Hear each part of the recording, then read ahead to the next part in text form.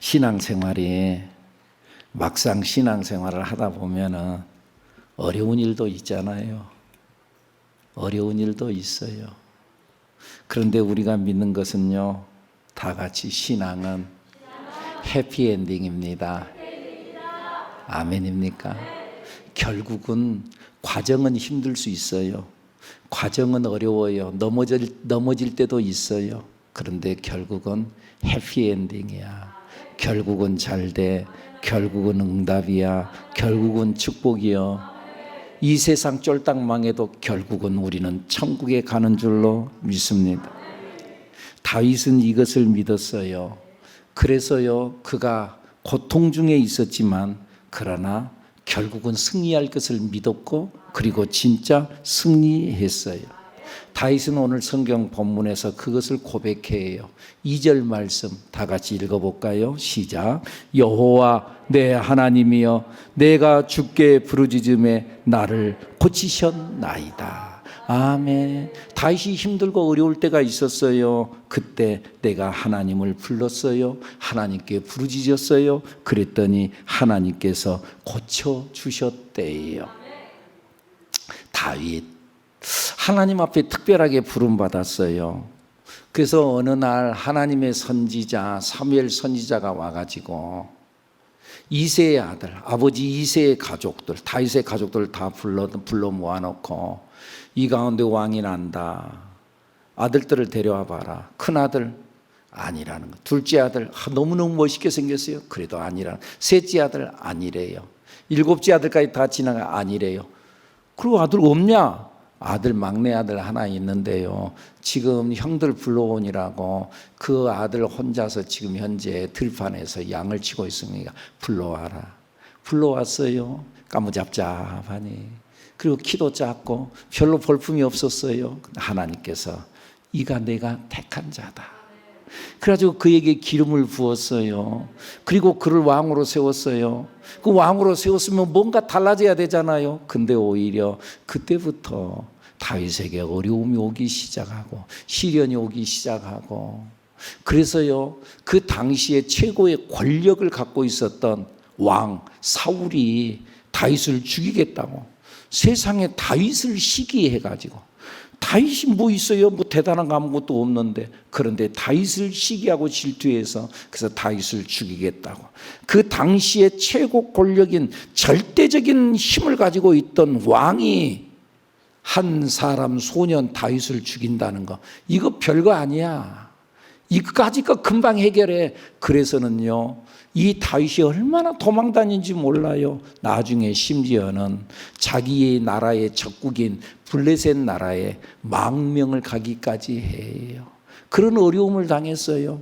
그런데 그럴 때마다 다윗은 하나님을 불렀어요. 하나님이요 나를 불쌍히 여겨주세요. 나를 도와주세요. 그랬더니 결국 하나님께서 그의 인생을 고치셨대요. 다시 한번 시작. 여호와 내 하나님이여 내가 주께 부르짖음에 나를 고치셨나이다. 아멘입니까? 결국은 고쳐주셨어요. 그래가지고 그의 인생에 그의 가문이 자기를 쫓아다니고 자기를 죽이려고 했던 사울의 가문은 망하고 다윗의 가문은 일어난 줄로 믿습니다. 그런 의미에서 하나님은요 다 같이 함께 해볼까요? 하나님은 역전의 하나님입니다. 믿습니까? 하나님은 역전의 하나님이야. 아멘입니까? 하나님은 역전의 하나님. 우리 에스더서에 대한 이야기를 알잖아요. 에스더서에 보면은 에스더를 정말 믿음으로 잘 키웠던 그 삼촌 모르드게가 이제 하만에게 미움을 당해가지고 아말렉의 후손 하만에게 미움을 당해가지고 그를 죽인다고 자기 집 마당에다가 장대를 매달아 놨어요. 그래서 아무 날 아무 시가 되면은 이 모르드게를 거기에 매달려 죽이겠다. 그런데요 하나님께서 역전을 시키잖아요. 그래서 모르드게를 죽이겠다고 매달아 놓은 이 장대에 그 죽이려고 했던 하만이 매달려 가지고 그날 그때에 자기가 죽잖아요. 하나님은 뒤집어 엎으시는 하나님, 역전의 하나님. 안 되는 것 같나요? 안 되는 그 자리에서 하나님께서 꽃을 피우고 안 되는 그 자리에서 일어나게 하시는 하나님임을 믿으시기 바랍니다. 그래서 다윗은 어려움이 올 때마다 하나님 앞에 부르짖어 기도했어요. 그리고 그것을 믿었어요. 하나님을 불렀어요. 시편의 내용이 그러한 다윗의 기도의 내용이에요. 여호와여, 그래서 시편 70편의 말씀에 보면은 여호와여 나를 도우소서, 속히 나를 도우소서, 나의 영혼을 찾는 자들이 수치와 무한을 당하게 하시며 나의 상함을 기뻐하는 자들이 뒤로 물러가 오히려 그들이 수모를 당하게 하소서. 나를 미워하는 자들, 나를 넘어뜨리는 자들이 뒤로 물러가서 오히려 수모를 당하게 하소서.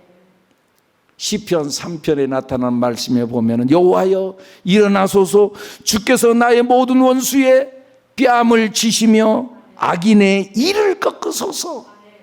나를 괴롭히는 자들의, 나를 잡아먹으려고 하는 저들의 이빨을 꺾으소서.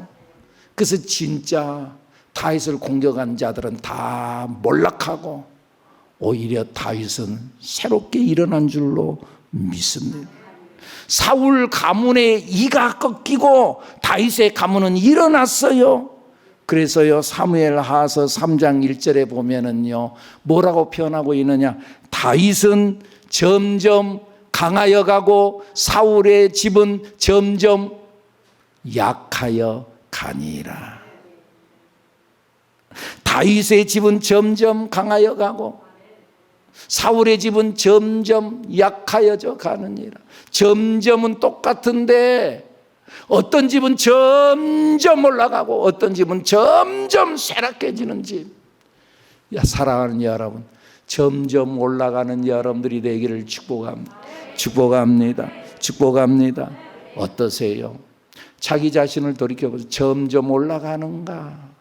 점점 강해져 가는가? 점점 내 신앙이 더욱더 굳건해져 가는가? 여러분들 점점 강해져 가는 은혜가 있기를 예수님 이름으로 축복합니다. 물론 당장은 사울이 더 강하게 보여요. 다윗은 약하게 보여요. 그러나 나중에 봐라, 판세가 뒤집힌다는 거죠. 할렐루야. 오늘 우리도 그런 사람들이 돼야 될 줄로 믿습니다. 판세가 뒤집어질 거예요. 자기 옆 사람 쳐다보면서 끝에 가서 봅시다. 또 반대편 쳐다보면서 우리 끝에 가서 봅시다. 역전의 하나님이 형편을 뒤집어 놓을 거예요. 나는 이 믿음이 있어요. 때가 되면 하나님께서 뒤집어 놓으실 거예요. 맨날 꼴찌로만 갔어. 내 인생이 꼴찌야. 내 인생. 그런데 어느 날 하나님께서 뒤로 돌아 할 때가 있다 그 말이에요. 그런데 꼴찌로 갔던 그 사람이 1등이 되는 거예요. 사랑하는 여러분들, 그러니까 아무리 힘들고 어려워도 기죽지 말기를 바랍니다. 어느 날 내가 지금 꼴찌로 가고 할 말이 없어. 그런데 어느 날 하나님이 뒤로 돌아 할 그날이 올지 모른다 그 말이에요. 쓴물을 단물로 바꾸고 스스로 나는 너희를 치료하는 여호와라고 말씀하신 하나님, 여러분들 그 하나님을 믿는 여러분들이 되기를 바랍니다. 그 하나님은 우리를 결국 고치시고 치료하시는 하나님인 줄로 믿습니다. 인생을 살다 보면은요, 인생이 쓰고 아플 때가 있잖아요. 여러분, 인생이 잘 되기만 해요. 목사님, 나는 잘 되기만 해요. 나는 어려움이 한 번도 없어. 나는 너무너무 행복해요. 여러분들 진짜 그러기만 해요.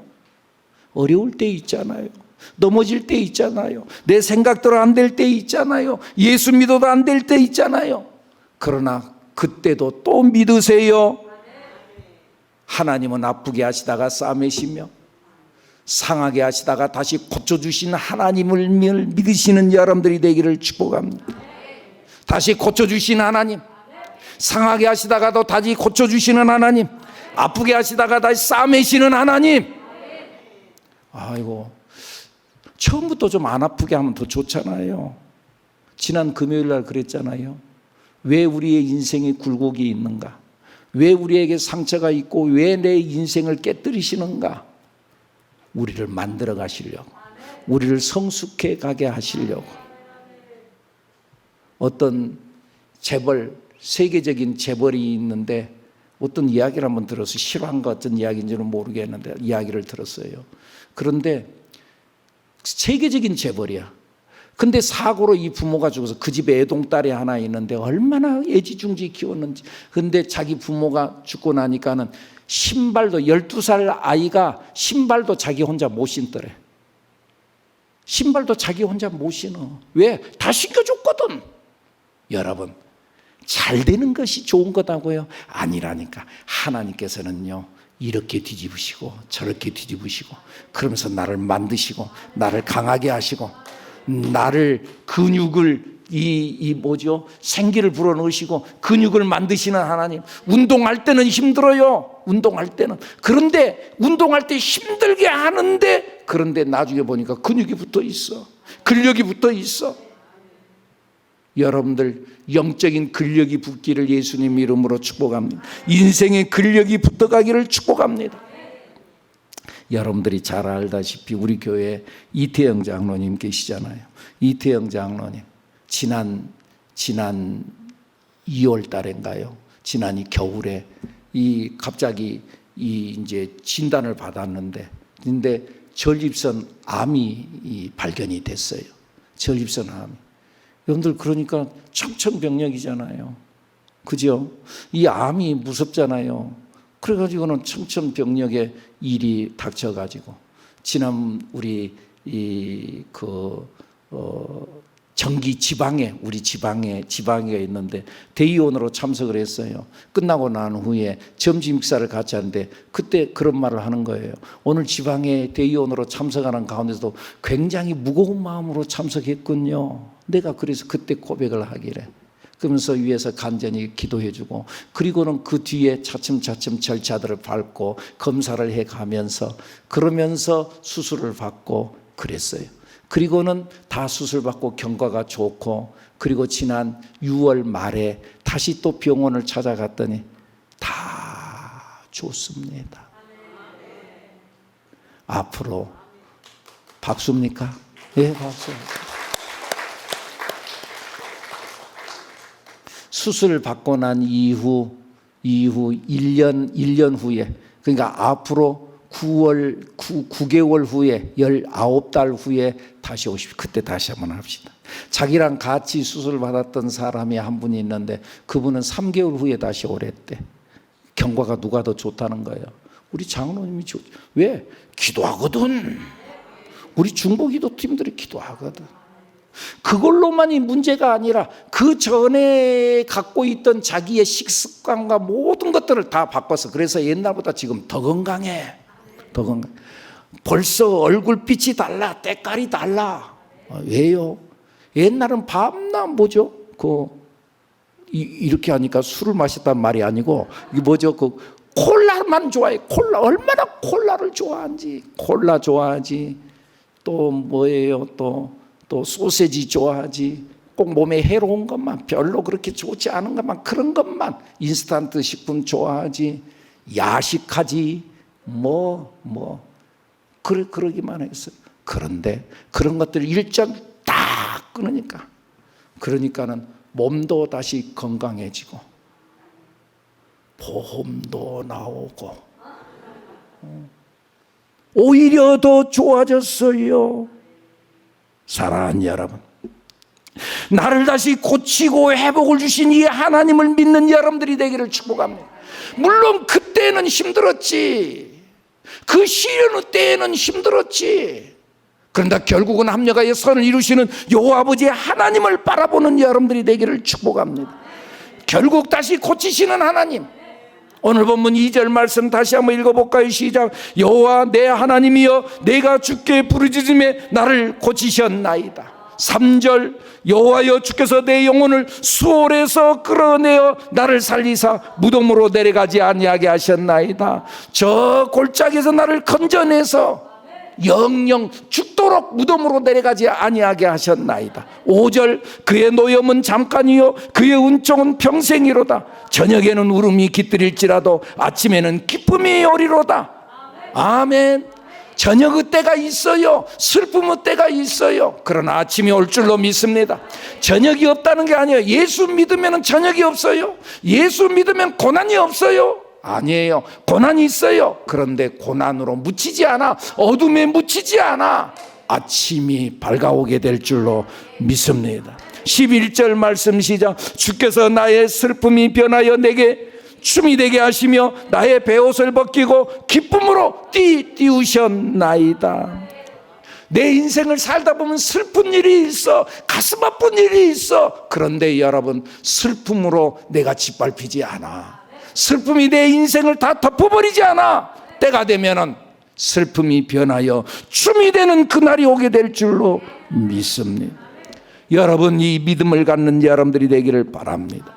오늘 또 이 하나님을 믿는 여러분들이 되기를 바랍니다. 그리고 힘을 내십시오. 그날이 옵니다. 오늘 시련입니까? 오늘 어려움입니까? 오늘 넘어졌습니까? 오늘 아픕니까? 오늘 가망이 없습니까?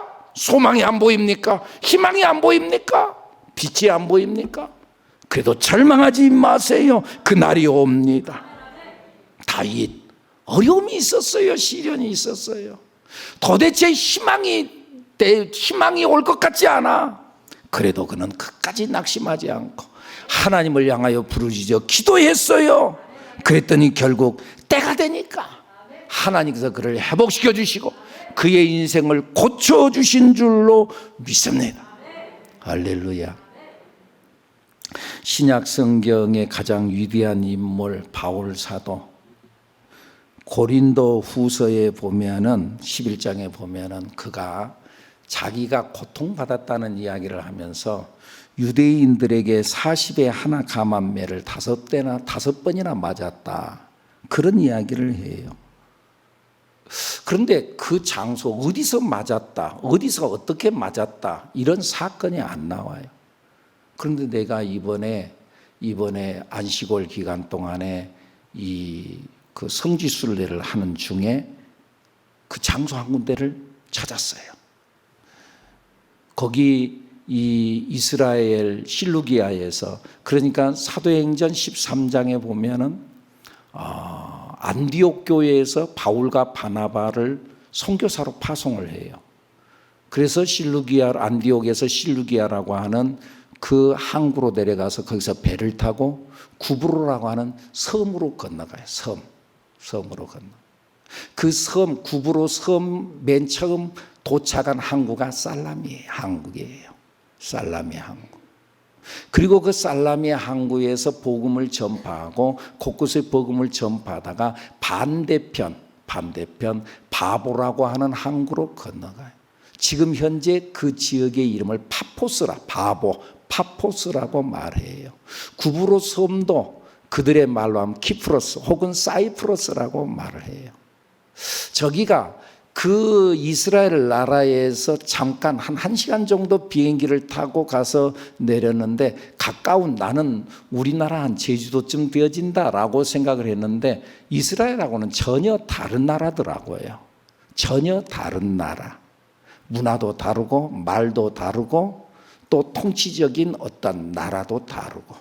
그래서는 저 작은 섬임에도 불구하고 북구브로 그 다음에 남구브로, 북사이프러스, 남사이프러스.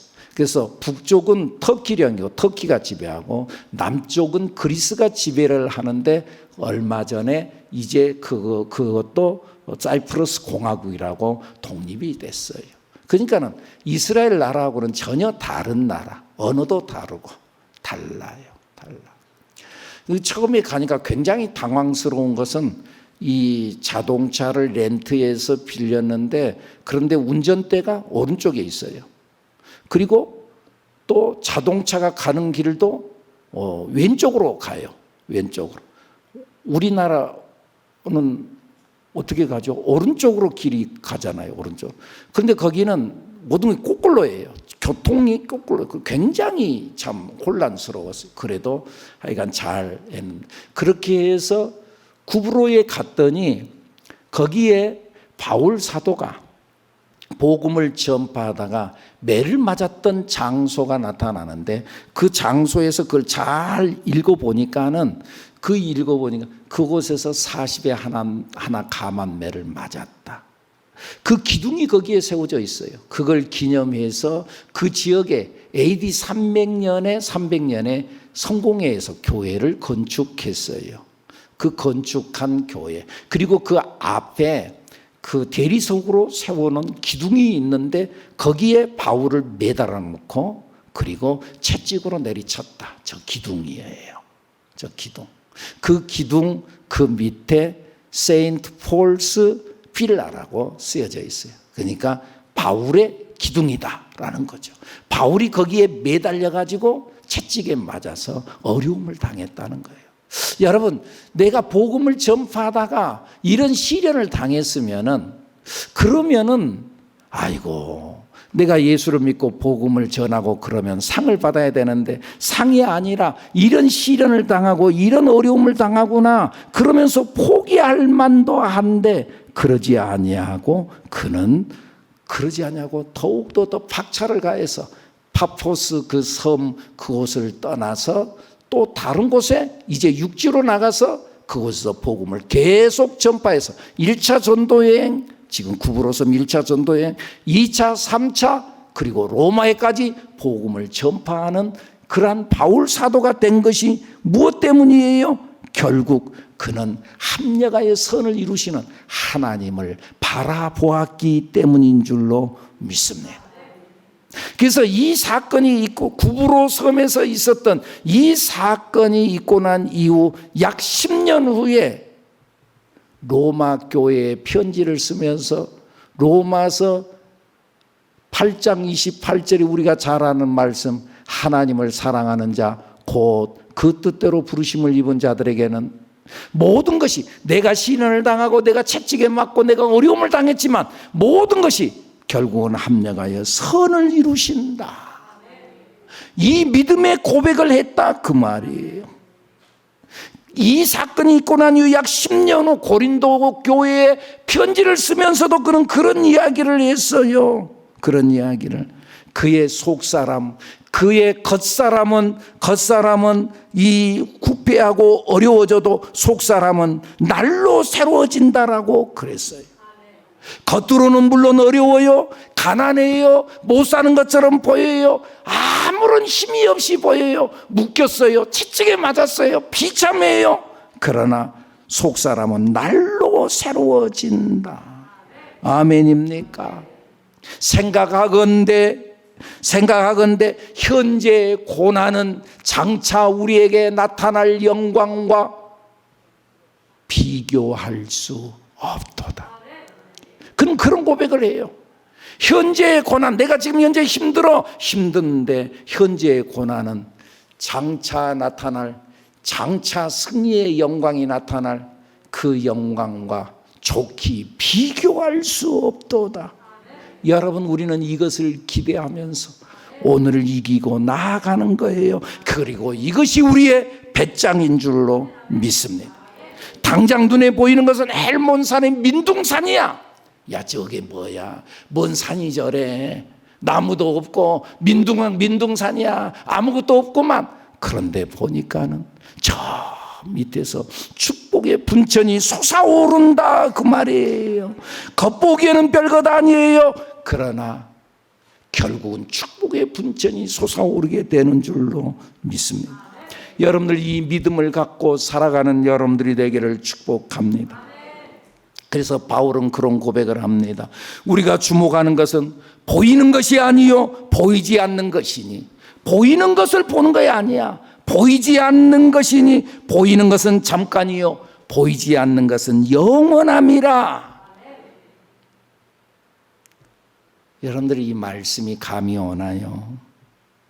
여러분, 우리가 인생을 사는 것이, 이 땅에서 지금 현재 살고 있는 것이 지금 그것이 그 사는 것 거의 전부가 아니라는 것. 사람이 사는 것은 육체가 사는 것이 아니고 이건 껍데기요. 그리고 내가 사는 것은 내 영혼이 사는 거야. 그리고 이 육체가 낡아지면은 결국은 이 육체는 이 장막집, 이 영혼이 살던 이 장막집은 무너지고, 그리고 우리의 영혼은 사람의 손으로 짓지 아니한 영원한 하나님의 나라에 이르게 되는 줄로 믿습니다. 사람이 잠을 자면 꿈의 세계가 있듯이 사람이 죽으면 죽음으로 끝나는 것이 아니라 하나님의 나라가 있는 줄로 믿습니다. 물론 이 말씀이 아무리 이야기를 해도 세상 사람들은 이 말이 무슨 말인지 이해할 수 없습니다. 그들은 보이는 것만 중요하게 여기니까. 그러나 여러분 잘 생각해 보세요. 세상은 보이는 것으로 사는 것보다 보이지 않는 것으로 산다는 것, 그리고 보이는 것은 보이지 않는 것으로 나타난다는 것. 그래서 히브리서 11장 3절에 보이는 것은 나타난 것으로 말미암아 된 것이 아니니라. 나타난 것, 보이는 것은, 여러분 여기 이 마이크가 있습니다. 이 마이크는 보이지 않는 사람의 생각 속에서 여기서 말을 하는데 저 끝머리까지 잘 들리게 하기 위해서는 마이크가 있어야 되겠구나. 그 보이지 않는 사람의 생각 속에서 마이크를 만들어 놓고, 이 건축물이, 이 집이, 이 교회가 세워지기 전에 사람의 생각 속에서, 계획 속에서 지어지는 것처럼 보이지 않는 것 속에서 보이는 것이 나타난다는 것.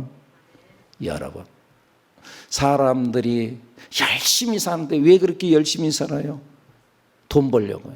돈 벌라고 뭐 하려고요? 행복하게 살려고요.